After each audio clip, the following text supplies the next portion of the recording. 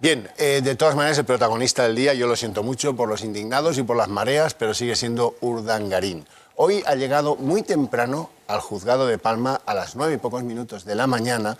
Ha tenido que oír algunas voces increpantes en la calma de esa ciudad tan hermosa que es Palma de Mallorca. Los sábados por la mañana resuenan esas voces, le dicen de todo. Y se le ha visto, ¿cómo les diría?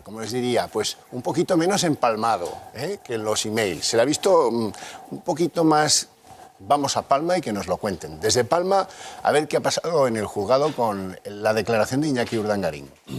Día frío e intenso para Iñaki Urdangarín. El duque de Palma ha declarado hoy en el juzgado de instrucción número 3 de la capital balear por el caso Nos. Una declaración que ha durado alrededor de unas 4 horas y donde ha negado todas las acusaciones que se le imputan, así como la relación de la infanta Cristina con los hechos que se investigan. Tras la declaración de Iñaki Urdangarín, era el turno de Carlos García Revenga, el secretario de las Infantas. Ni el duque de Palma ni el secretario de las Infantas han querido hablar con los medios de comunicación que hemos estado todo el día haciendo guardia en la capital balear. Las primeras palabras de Urdangarín en su comparecencia han sido para desvincular a la Casa Real de sus actividades en el Instituto Nos. Lo ha hecho a través de la lectura de un comunicado en el que detalla que la Casa Real no autorizó ni avaló los negocios correspondientes a la entidad investigada. El escrito también recoge la recomendación del rey para que se alejara de esos negocios inadecuados para su estatus. El yerno del rey hace frente así a las acusaciones directas a la familia real que salieron a la luz a partir de los correos electrónicos que Diego Torres entregó la semana pasada al juez Castro. Tras la lectura, el magistrado ha sometido a Urdangarín a un breve interrogatorio en el que el duque de Palma ha respondido de forma breve y evitando cuestiones complejas. Tras el magistrado, el fiscal anticorrupción ha preguntado a Urdangarín sobre el papel de García Revenga, el secretario de la Infanta, en el Instituto Nos. El duque de Palma ha declarado que estaba en la empresa como amigo suyo y persona de máxima confianza. Urdangarín también ha desmentido las declaraciones de Torres sobre la reunión mantenida en la Casa Real con Francisco Camps y Rita Barberá para cerrar contratos sobre el evento Valencia Summit. El duque niega el encuentro y el juez Castro pedirá el libro de registro de la zarzuela para comprobarlo. El yerno del rey también ha negado poseer cuentas en el extranjero y aseguró que las tareas de representación de España para la candidatura de Madrid las hizo sin beneficiarse de los 144.000 euros que Madrid 16 pagó al Instituto Nos.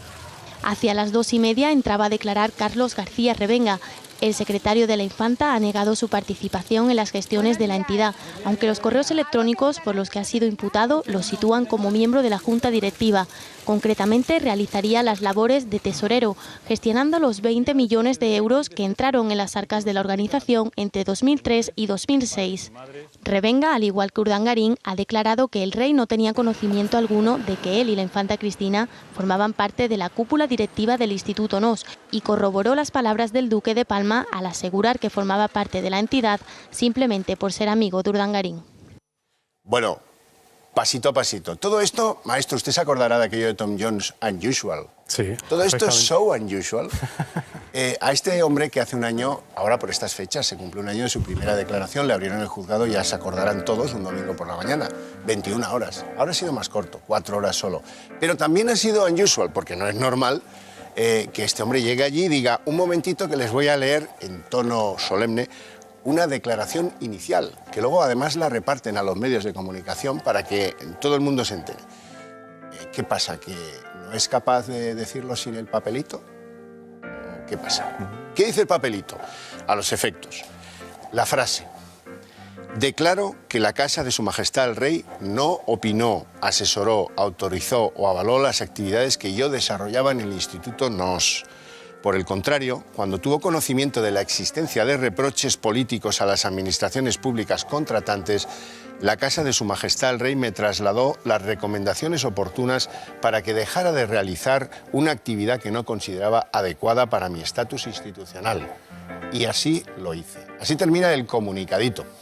¿Esto es normal? ¿Se puede hacer un comunicadito de estos antes de empezar a contestar las preguntas de los fiscales, del juez y de las partes? Don Ricardo Ruiz de la Serna. No, a ver, la ley de enjuiciamiento criminal permite al imputado hacer varias cosas. O sea, la primera que le permite es dictar su declaración, pero la declaración, no lo que quiera decir. El único momento en el que realmente el acusado puede decir lo que quiere y punto es cuando se le da la palabra al final del juicio, pero del juicio. En el interrogatorio, o dicta su declaración sobre las preguntas que le hagan, o las va contestando, o no contesta todas o alguna de ellas, o contesta y dice la verdad o no. Hay casos en los que mejor dicho, el imputado puede mentir y hay casos en los que se llega a decir que tiene derecho a mentir, aunque esto es más discutible. Pero lo que no puede hacer es decir lo que quiera. Ha habido muchos casos, y hay jurisprudencia del Supremo, sobre cómo el juez te puede cortar cuando no te estás ciñendo al objeto del interrogatorio. Los interrogatorios de los etarras, sí, cuando quieren hacer proclamas políticas y les dicen, oiga, no es el lugar. Claro, es decir, el planteamiento es que la diligencia que se ha practicado, que es un interrogatorio, es para esclarecer las circunstancias del hecho y sus posibles responsables. No es la tribuna para que uno diga lo que considere, aunque lo que considere pueda ser muy razonable. Ricardo, pero ¿qué diferencia hay entre dictar o contestar a las preguntas? Hombre, que cuando tú contestas, tú das la respuesta y normalmente el juez le dice al secretario lo que tiene que transcribir. Claro, salvo que se grabe y entonces no le dice nada. Cuando la dictas, en cambio, tú lo que pides es que el secretario se ciña al pie de la letra a lo que dices. Con lo cual dice, por favor, voy a dictar mi respuesta. Entonces el secretario se pone y dice, yo respondo, y pone literalmente lo que has dicho. Más despacio y más cuidadosamente. Literalmente lo que el imputado responde. Bueno, vamos a los contenidos, dejemos la declaración, esta cosa tan unusual que se ha producido en el juzgado esta mañana, y vamos a las 4 horas de declaración, qué es lo que ha dicho y qué es lo que no.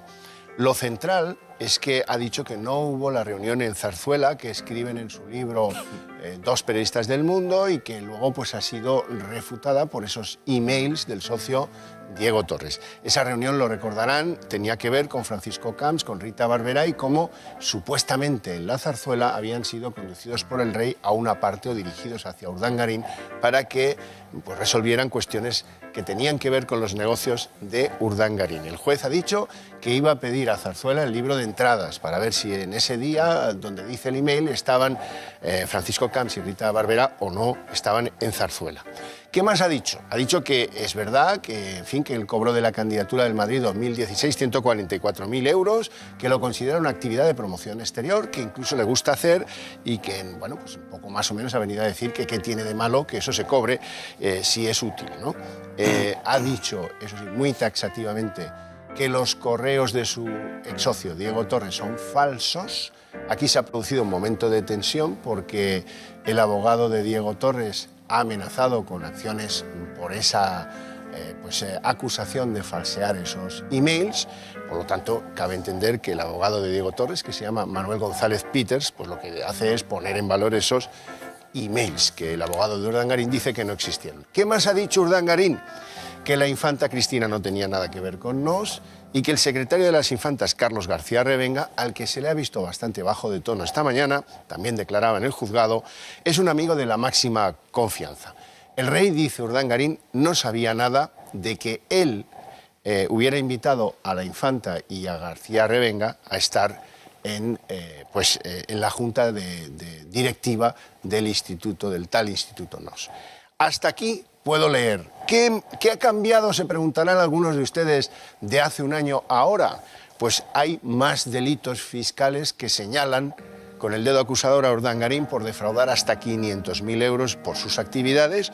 Uno de ellos corresponde a la sociedad Aizón, que es la empresa de la cual la infanta Cristina, su esposa, posee la mitad, que anteriormente se le imputó delitos de malversación, de fraude a la administración, de falsedad documental y de tráfico de influencias. Y ahora, señores, quizás convenga repasar qué era lo que le inferían los emails del socio Diego Torres, que vimos la semana pasada, también tal día como hoy, un sábado, que pasaba por ese mismo juzgado y que entregaba una serie de emails que curiosamente son de hace muchos años, pero que guardaba, que también es una cosa bien extraña que alguien... A mí me piden emails, los emails que yo le mandaba a Balbás en el año 2003, y ni él ni yo los encontramos, ¿eh? Estoy convencido de eso.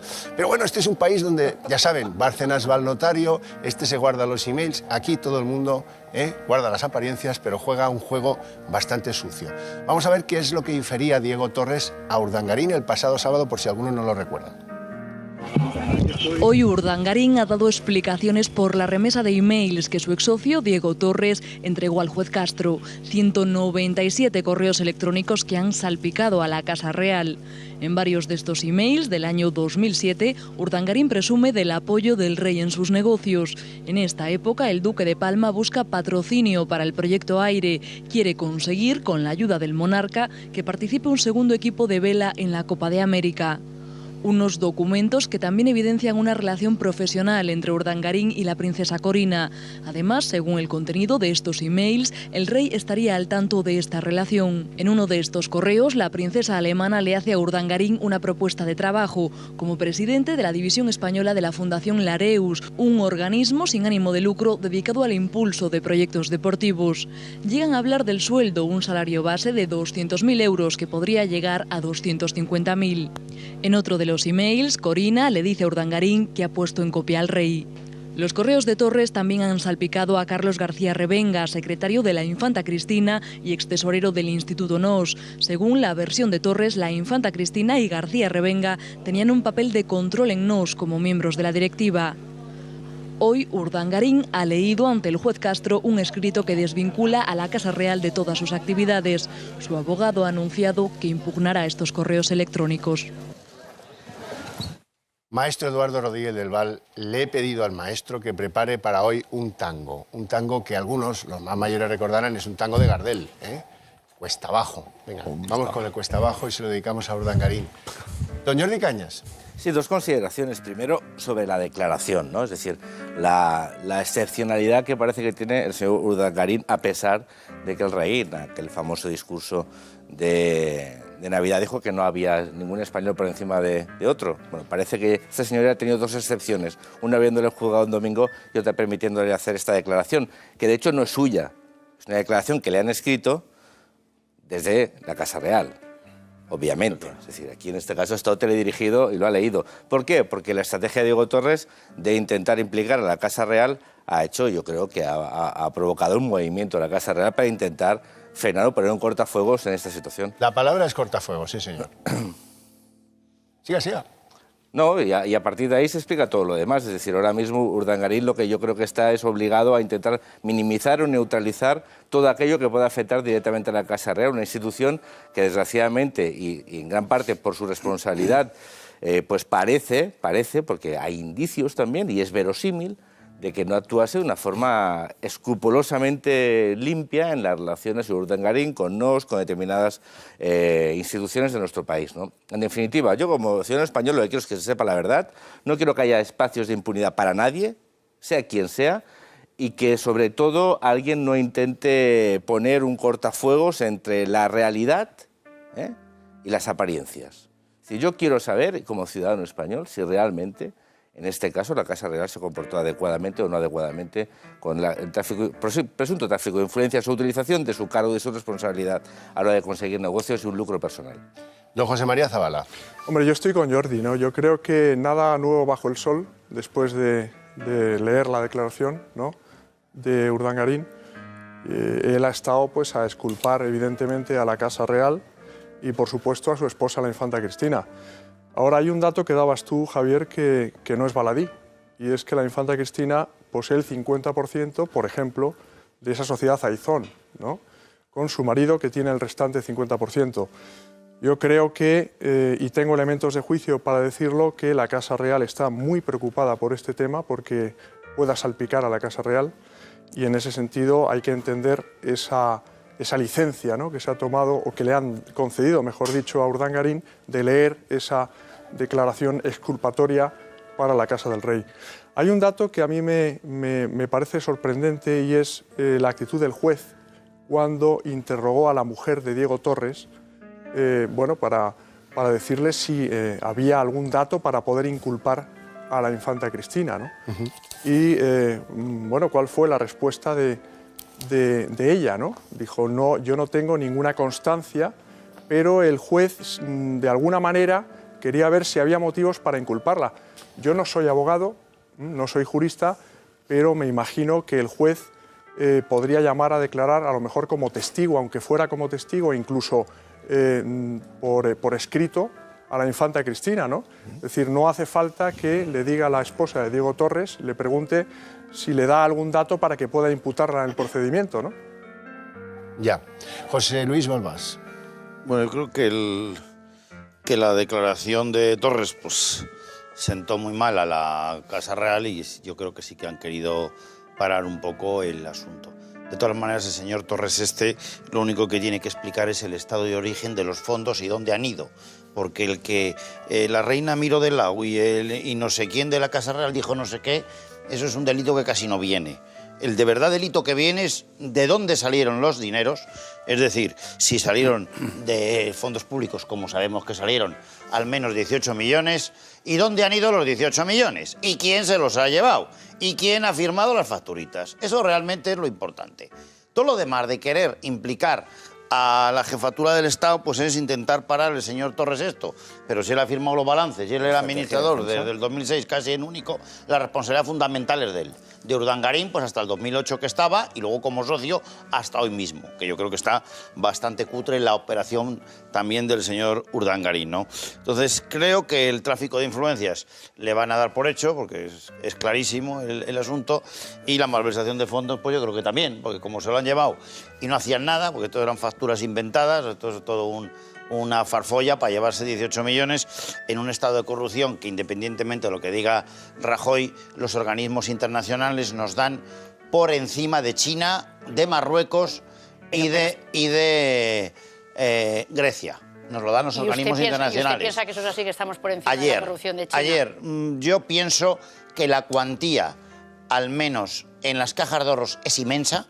Ten en cuenta que era más del sistema, más del 55% del sistema financiero español lo han vaciado prácticamente al 70%, se han llevado la pasta y no está, y nadie nos explica dónde está el estado y origen de la aplicación de esos fondos, que son cerca de 240.000 millones según mis datos, y el Estado sigue poniendo este año 40.000, 4% del PIB. Fíjate, Arenales, si estamos hablando de cuantías. Por eso nos ponen ahí. Porque claro, Marruecos entre todo el país no llega a un PIB de 150.000. No se lo pueden haber llevado, no sé si me entienden, ni el año entero, ¿sabes? O sea, China, que es un país súper corrupto, oye, le ponen a nuestro nivel, pero han sido organismos internacionales de transparencia, de transparencia. Algo pasa, es decir, algo pasó aquí. Sí, qué bonito, los organismos públicos. Qué bonito es este tango, la vergüenza de haber sido y el dolor de ya no ser. Y termino con lo de Urdangarín, porque es que me ha interrumpido por lo de Urdangarín. Perdón. Termino. Te perdone, ¿eh? Vuelvo a Urdangarín. Entonces, no, pero es que claro, pero es que sí que es. O sea, no es que queramos, es que está en primera página de todos los periódicos del mundo. Ahí quería llegar. Con la foto del pajarito este. Mírale, ahí la foto del pajarito Urdangarín, ahí está la foto. Sí, tiene la bondad. Claro. Este es el New York Times. Esta es la portada, una de las páginas importantes de su edición europea, dedicada, pues ya lo ven, a 5 columnas al problemita que tiene España y la monarquía española con el yerno Urdangarín. Arenales Serrano, cuando quieras. Sí, varias cosas. Lamentar, porque decías al principio, Javier, que no íbamos a hablar del tema del debate del Estado de la Nación, y a mí sí me gustaría, porque entiendo que ya sé que no es el debate de hoy, pero cuando lo ha dicho parece que molestase, y entiendo que hay una cantidad de políticas de estímulo tan importantes para los españoles que sería necesario, pues a lo mejor, estar hablando varios días sobre los problemas que realmente nos afectan. Y también es verdad, no quiero ir de este tema, también es verdad que el tema de la corrupción nos está afectando muchísimo, y en este sentido decir dos cosas. Primero, lamentar tremendamente que esto pase, y pase con una persona que estaba vinculada a la Casa Real, pero por otra parte también, pues alegrarme de que esté en manos de la justicia. Yo creo que eso es una evidencia clara de que nadie, con independencia de a qué familia pertenezca, o a qué estatus, o a qué profesión, o de qué raza, o de qué color, o de qué compañía, al final nadie, lógicamente, se puede escapar cuando delinque de las manos de la justicia. Yo creo que eso es un dato positivo para España. A lo mejor es imprudente por tu parte, a lo mejor habría que esperar al final del proceso. Lo digo porque si eres de Unión, te indultan o te compran la sentencia. ¿Pero por qué es imprudente? ¿A qué se refiere con que es imprudente? Que dices tú que esto demuestra que judicialmente este hombre ha sido tratado. Bueno, vamos a esperar un poquito hasta el final, porque a lo mejor... Yo no sé lo que saldrá al final, pero lo que está nos decepciona. Claro... Ya sabes, hay películas que al final, el final dices, uy, que si hubiera sido de otra manera... No, pero si es que con independencia del resultado, porque ahí voy precisamente, y es mi segundo punto, donde yo quiero ponerle énfasis, es precisamente la judicatura, son los jueces los que tienen que evaluar esto. Los demás podemos hacer muchas conjeturas, o nos puede parecer en función de la información que tengamos. Y al principio yo hablaba con Ricardo sobre lo que es la opinión pública y la opinión publicada. Se está poniendo mucho el foco sobre la corrupción, y es verdad verdad que es un problema, y es verdad que no hay que evitarlo, y es verdad que hay que tratarlo, y es verdad que hay que solucionarlo.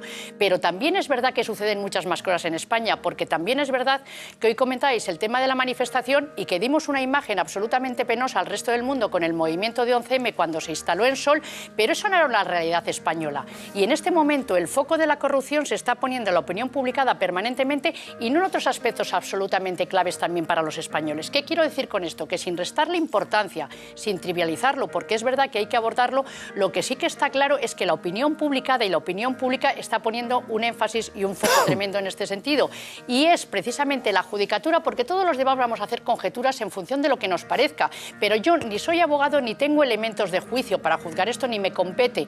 Entonces yo lo que sí que digo es que me alegro de que esté en manos de los jueces y de la justicia y que lógicamente sea quien dirima, pero sí poner de verdad una vez más de manifiesto que las ideas que se están vertiendo sobre que estamos a niveles de corrupción de China, yo creo que todos tenemos que pelear en contra de eso, porque no es verdad, porque no es así, porque hay casos de corrupción y desafortunadamente están apareciendo muchos, pero yo no creo que esto sea generalizado. Es verdad que la inmensa mayoría de los españoles, o la inmensa mayoría de la Casa Real, o la inmensa mayoría de los futbolistas, o la inmensa mayoría de los políticos, es gente que trabaja de forma honesta y que hace las cosas de forma normal. Esa es la inmensa mayoría callada. Y antes hablábamos precisamente con Ricardo de que la inmensa mayoría que calla, pues lógicamente eso no se ve reflejado en la televisión y en las noticias. Don José Díaz Herrera.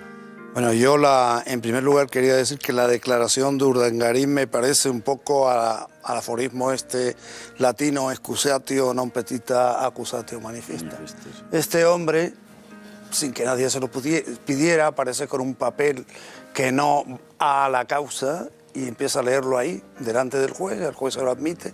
No entiendo por qué se lo admite, pero sí que refleja que la situación de la zarzuela no está nada bien, que la Casa Real está muy tocada y muy afectada por este asunto, y está tocada y afectada porque yo creo que si no el rey, sí gente de su entorno ha ayudado a Urdangarín a montar toda esta trama, y algunos de ellos están pasando por ahí por los juzgados, y eso es un hecho evidente y que hay que resaltar.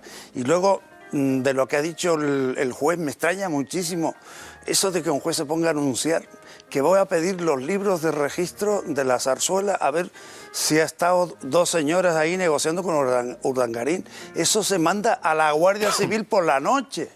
Por la noche se llevan los libros, antes de que los manipulen no desaparezcan. Así es como se hizo, por ejemplo, y yo vivía entonces en Nueva York, con el caso Irangate. El caso Irangate salta y a los 10 minutos el FBI se ha llevado todos los papeles de todos los organismos oficiales, incluida la Casa Blanca, con Reagan en el poder.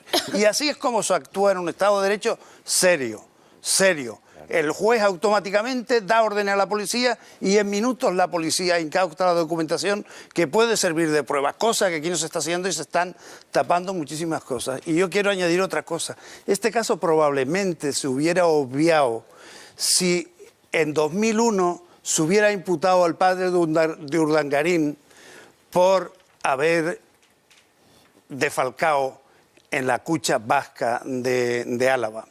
Ahí hubo un sumario muy importante, a mí me llama Ramón Rabanera, me lo ofrece, me voy allí a conseguir este sumario, y cuando llego allí hay órdenes de arriba, no digo de arriba, de muy arriba, de que no se me den los papeles.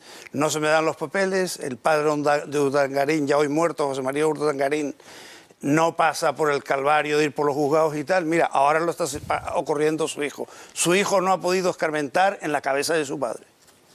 Don Ricardo Ruiz de la Serna. Es que han salido muchas cosas. Vamos primero a lo mejor con lo de Urdangarín. O sea, yo creo que aquí hay varias cosas y quizá voy a discrepar o a diferenciarme un poco de lo que se ha dicho, ¿no? Lo primero es que es verdad que los correos pueden ser falsos. O sea, esto es verdad. Quiero decir, procesalmente, el valor de un correo electrónico sin firma electrónica y sin encriptar, es decir, que no se sabe quién lo ha escrito de verdad y si lo que se presenta en el juzgado es o no es íntegro, es un valor discutible. Y lo que ha dicho el abogado de Urdangarín es una posibilidad procesal que tienes, que es la de pedir que se sometan a prueba pericial, a ver si es verdad o no que esos correos electrónicos los ha escrito quien quien dice Diego Torres. Yo creo que hay otra cuestión también procesal, que no podemos perder de vista, porque aquí se está dando por supuesto que ya se conoce el resultado del litigio. La declaración de Diego Torres es la declaración de un coimputado que la está haciendo para exculparse. Y por lo tanto es una declaración que hay que tomar con cautela. No se trata de que mienta, se trata de que hay que tomarla con cautela porque es lo que dice la ley y es lo que dice la jurisprudencia. Luego hay otra cuestión, y enlazo con lo que decía José María. Es que lo de citar a declarar a la infanta como testigo es muy delicado por varias cosas. Primero, el testigo tiene obligación de declarar. El imputado no. El imputado puede ir y decir, no tengo nada que decir y no voy a declarar. Y está en su derecho. El testigo no. El testigo tiene que responder. Segundo, a diferencia de lo que puede hacer el imputado, el testigo va sin abogado. O sea, el testigo va, si va al juzgado, va a torear. O sea, va a ver qué contesta. Y te puede pasar, y es una de las posibilidades que la ley permite, que entres como testigo, José María, y salgas como imputado. Claro, y se suspende tu declaración, y eso mediáticamente es un torpedo, en fin, como para considerarlo, ¿no? Luego yo creo que hay otra cuestión, y es que Diego Torres ha planteado una estrategia procesal que yo no voy a juzgar, pero que es delicada.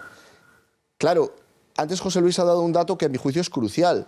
Es que el hecho de que puedan condenar a otros o no es independiente de que puedan condenar o no a Diego Torres. Es decir, a lo que estamos asistiendo es a un problema jurídico y a un problema de relaciones públicas, pero son dos problemas de naturaleza distinta. Puede ocurrir perfectamente que Diego Torres sea el único condenado o que sea condenado junto con otros. Claro, por terminar, Xavier, antes se han mencionado dos cosas sobre las que yo querría volver. Mira, José Luis, yo he vivido en un país que de verdad sufría la corrupción. Yo he tenido la inmensa fortuna, por una parte, y por otro lado, la tristeza de ver lo que es vivir en Hispanoamérica, en un país donde la corrupción de verdad ha hecho daño a la sociedad, que es la Argentina, que ha padecido décadas de corrupción.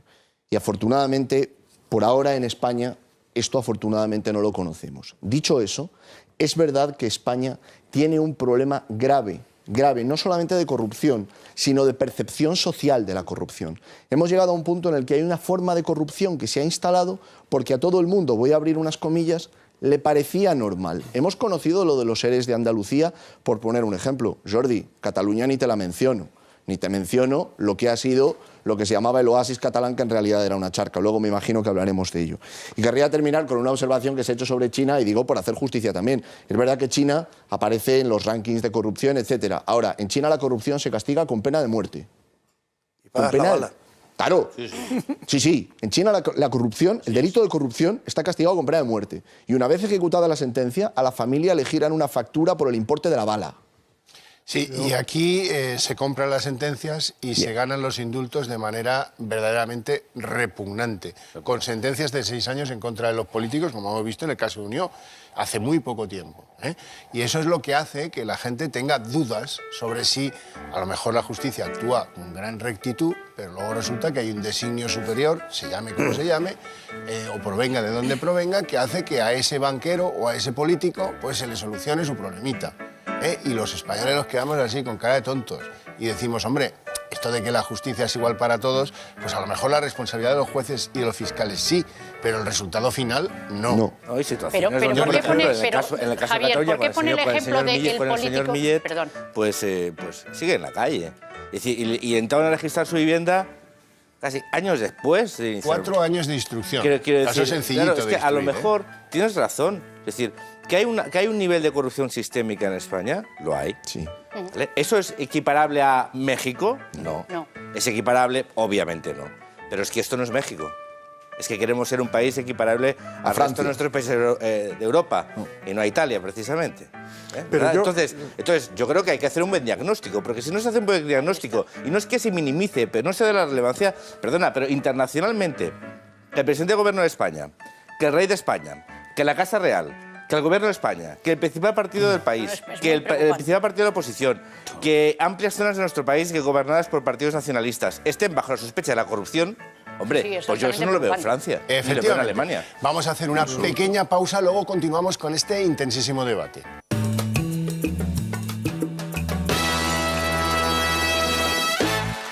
Esto que ven aquí, esta firma, el duque empalmado, le ha hecho mucho daño a Iñaki Urdangarín. Hoy era el principal reproche de los palmesanos y los no palmesanos congregados a la puerta del juzgado a las 9 de la mañana de un sábado. Pero es que hablaba usted, don Jordi Cañas, de la corrupción. Y, por ejemplo, imagínense ustedes el escenario catalán. Un día se levanta Pascual Maragall en el Parlamento de Cataluña y le dice airadamente al señor de Convergencia, Artur Mas, ustedes tienen un problema, se llama 3%. Bueno, hoy manda Artur Mas y hoy aparece el 4% en la alcaldía socialista de Sabadell. Y resulta que los ciudadanos de allí y de otros sitios, de Lugo y de donde sea, y de Andalucía y de Castilla-La Mancha, se levantan por la mañana con unos sustos de aquí te espero.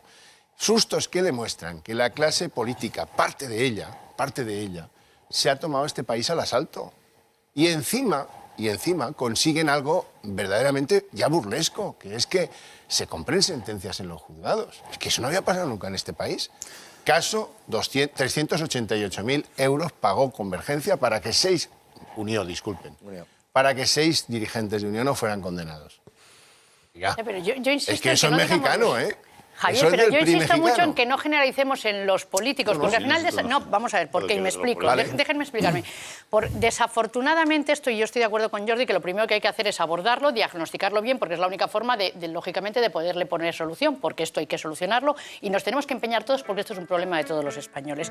Pero yo no quiero que se ponga el fuego, que se generalice en ninguna de las dedicaciones, ni con los jueces, ni con los políticos, ni con los futbolistas, porque esto se ha dado con el tema de los partidos de fútbol que se amañan. Esto se da con el señor Urdangarín, que resulta que no se dedica a la política. O esto se pueden dar corruptelas con el sector de los médicos o con el sector de los jueces. Cuando usted decía anteriormente, que si algún juez, por ejemplo, exculpa algún o no actúa bien cuando exculpa algún banquero o algún político. Yo digo, ¿y por qué no pone el ejemplo de si actúa mal, por ejemplo, con una amiga suya o actúa mal con su primo cuando tiene que dirimir justicia? Y me explico. Este es un problema mucho más profundo de valores, de la realización del trabajo que tienes que hacer bien hecho, de tener una escala de valores, y desafortunadamente esto se está absolutamente desbaratando en España. El tema de los valores de 15, 20 años para aquí, yo creo que está sufriendo mucho, y este es un tema largo de trabajar porque es un tema que lógicamente empieza desde la raíz, desde la educación. Arenales, y desde la educación en casa. Un inciso, perdona que te interrumpa. Yo creo que has dado en la clave.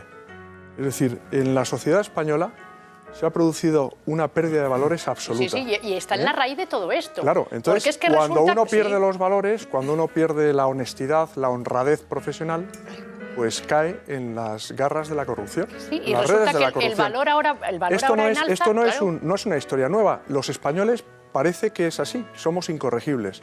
Pero yo recuerdo cuando estaba en el mundo, durante los primeros o segundos años, mejor dicho, de Felipe González, se produjeron una serie de escándalos de corrupción que nosotros sacamos a la luz. El caso Filesa, el caso Ibercorp, el caso Rubio, el caso Roldán, etcétera, etcétera, etcétera, ¿no? De manera que no es un tema nuevo, o sea, no aprendemos de nuestra propia historia, de nuestros propios errores, ¿no?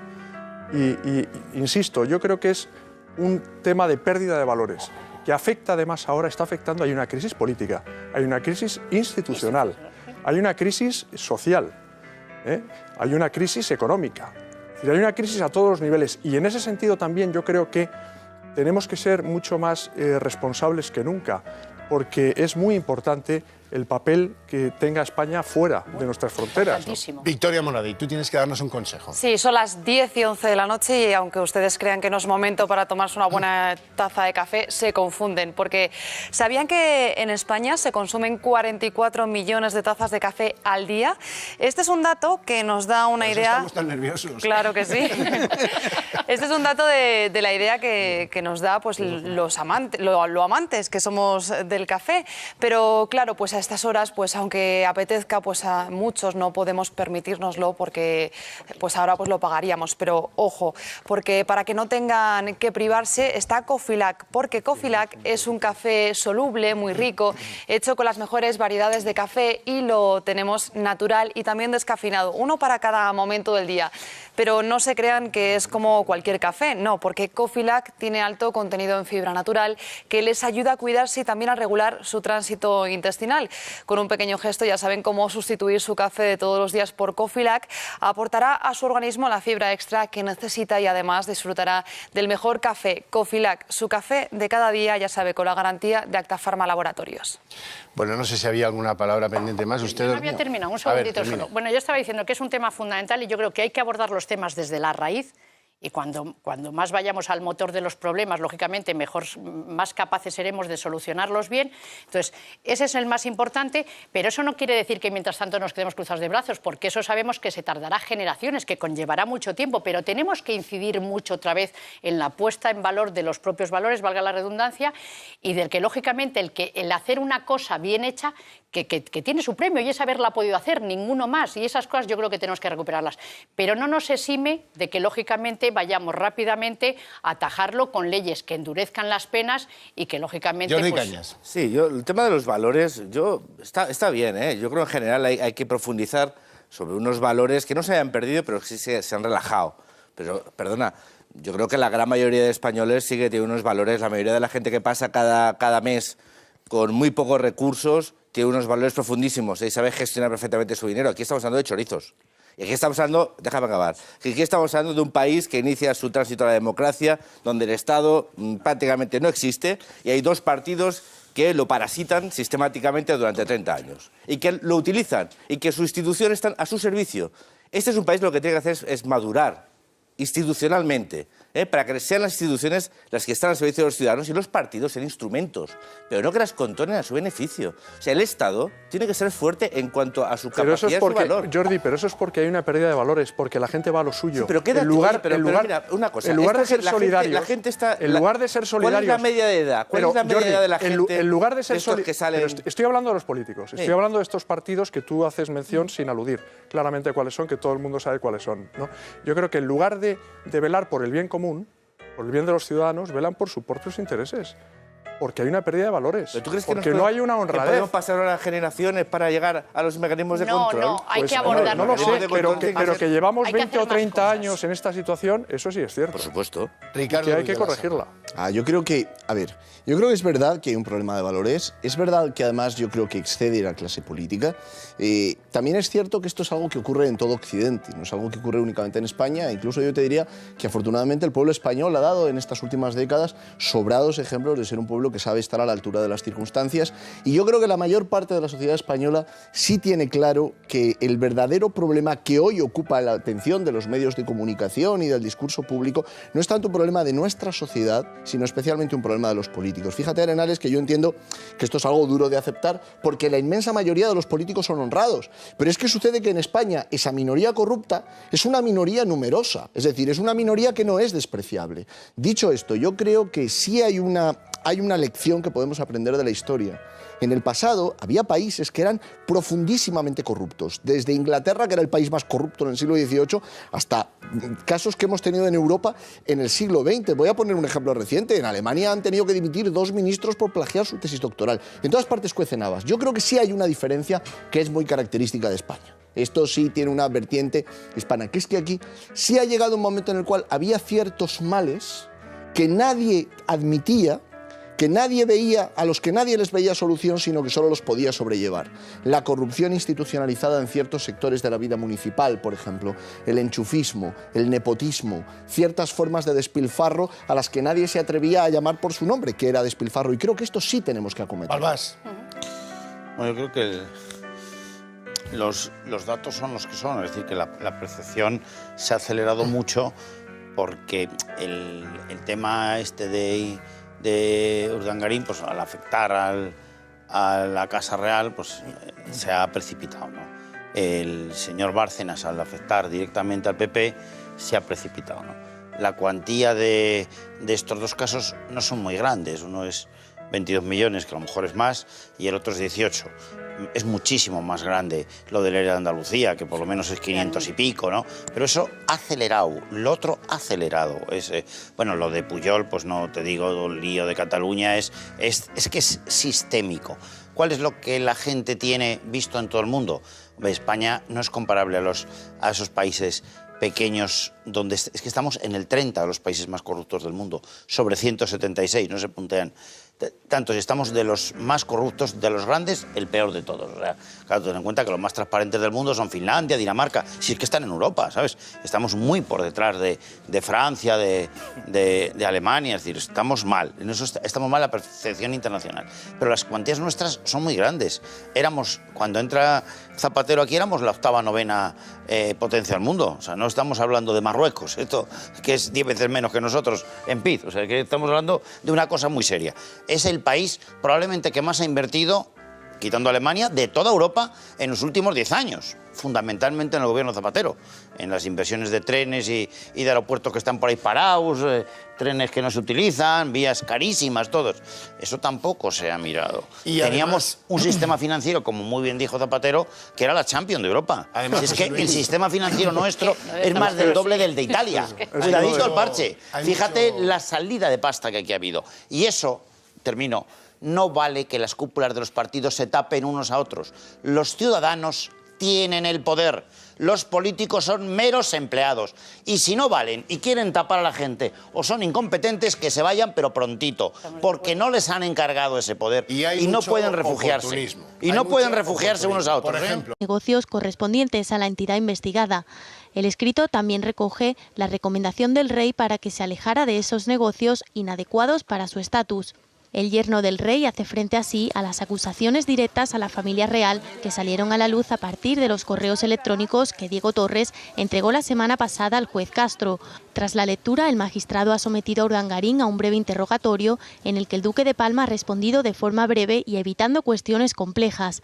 Tras el magistrado, el fiscal anticorrupción ha preguntado a Urdangarín sobre el papel de García Revenga, el secretario de la Infanta, en el Instituto NOS. El duque de Palma ha declarado que estaba en la empresa como amigo suyo y persona de máxima confianza. Urdangarín también ha desmentido las declaraciones de Torres sobre la reunión mantenida en la Casa Real con Francisco Camps y Rita Barberá para cerrar contratos sobre el evento Valencia Summit. El duque niega el encuentro y el juez Castro pedirá el libro de registro de la zarzuela para comprobarlo. El yerno del rey también ha negado poseer cuentas en el extranjero y aseguró que las tareas de representación de España para la candidatura de Madrid las hizo sin beneficiarse de los 144.000 euros que Madrid 16 pagó al Instituto NOS. Hacia las 2:30 entraba a declarar Carlos García Revenga. El secretario de la Infanta ha negado su participación en las gestiones de la entidad, aunque los correos electrónicos por los que ha sido imputado lo sitúan como miembro de la Junta Directiva. Concretamente, realizaría las labores de tesorero, gestionando los 20 millones de euros que entraron en las arcas de la organización entre 2003 y 2006. Revenga, al igual que Urdangarín, ha declarado que el rey no tenía conocimiento alguno de que él y la infanta Cristina formaban parte de la cúpula directiva del Instituto NOS y corroboró las palabras del duque de Palma al asegurar que formaba parte de la entidad simplemente por ser amigo de Urdangarín. Bueno, pasito a pasito. Todo esto, maestro, usted se acordará de aquello de Tom Jones, Unusual. Sí. Todo esto es so unusual. A este hombre que hace un año, ahora por estas fechas, se cumple un año de su primera declaración, le abrieron el juzgado, ya se acordarán todos, un domingo por la mañana, 21 horas. Ahora ha sido más corto, 4 horas solo. Pero también ha sido unusual, porque no es normal que este hombre llegue allí y diga, un momentito que les voy a leer en tono solemne una declaración inicial, que luego además la reparten a los medios de comunicación para que todo el mundo se entere. ¿Qué pasa? ¿Que no es capaz de decirlo sin el papelito? ¿Qué pasa? ¿Qué dice el papelito? A los efectos. La frase. Declaro que la Casa de Su Majestad el Rey no opinó, asesoró, autorizó o avaló las actividades que yo desarrollaba en el Instituto NOS. Por el contrario, cuando tuvo conocimiento de la existencia de reproches políticos a las administraciones públicas contratantes, la Casa de Su Majestad el Rey me trasladó las recomendaciones oportunas para que dejara de realizar una actividad que no consideraba adecuada para mi estatus institucional. Y así lo hice. Así termina el comunicadito. ¿Esto es normal? ¿Se puede hacer un comunicadito de estos antes de empezar a contestar las preguntas de los fiscales, del juez y de las partes? Don Ricardo Ruiz de la Serna. No, a ver, la ley de enjuiciamiento criminal permite al imputado hacer varias cosas. O sea, la primera que le permite es dictar su declaración, pero la declaración, no lo que quiera decir. El único momento en el que realmente el acusado puede decir lo que quiere y punto es cuando se le da la palabra al final del juicio, pero del juicio. En el interrogatorio, o dicta su declaración sobre las preguntas que le hagan, o las va contestando. O no contesta todas o alguna de ellas, o contesta y dice la verdad o no. Hay casos en los que mejor dicho, el imputado puede mentir y hay casos en los que se llega a decir que tiene derecho a mentir, aunque esto es más discutible. Pero lo que no puede hacer es decir lo que quiera. Ha habido muchos casos, y hay jurisprudencia del Supremo, sobre cómo el juez te puede cortar cuando no te estás ciñendo al objeto del interrogatorio. Los interrogatorios de los etarras, sí, cuando quieren hacer proclamas políticas y les dicen, oiga, no es el lugar. Claro, es decir, el planteamiento es que la diligencia que se ha practicado, que es un interrogatorio, es para esclarecer las circunstancias del hecho y sus posibles responsables. No es la tribuna para que uno diga lo que considere, aunque lo que considere pueda ser muy razonable. Ricardo, pero... ¿y qué diferencia hay entre dictar o contestar a las preguntas? Hombre, que cuando tú contestas... Bien, de todas maneras, el protagonista del día, yo lo siento mucho por los indignados y por las mareas, pero sigue siendo Urdangarín. Hoy ha llegado muy temprano al juzgado de Palma, a las 9 y pocos minutos de la mañana.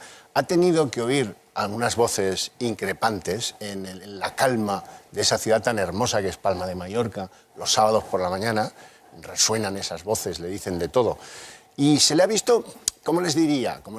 Pues un poquito menos empalmado que en los emails. Se le ha visto un poquito más... Vamos a Palma y que nos lo cuenten. Desde Palma, a ver qué ha pasado en el juzgado con la declaración de Iñaki Urdangarín. Día frío e intenso para Iñaki Urdangarín. El duque de Palma ha declarado hoy en el juzgado de instrucción número 3 de la capital balear por el caso Nos. Una declaración que ha durado alrededor de unas 4 horas y donde ha negado todas las acusaciones que se le imputan, así como la relación de la infanta Cristina con los hechos que se investigan. Tras la declaración de Iñaki Urdangarín, era el turno de Carlos García Revenga, el secretario de las Infantas. Ni el duque de Palma ni el secretario de las Infantas han querido hablar con los medios de comunicación que hemos estado todo el día haciendo guardia en la capital balear. Las primeras palabras de Urdangarín en su comparecencia han sido para desvincular a la Casa Real de sus actividades en el Instituto Nos. Lo ha hecho a través de la lectura de un comunicado en el que detalla que la Casa Real no autorizó ni avaló los...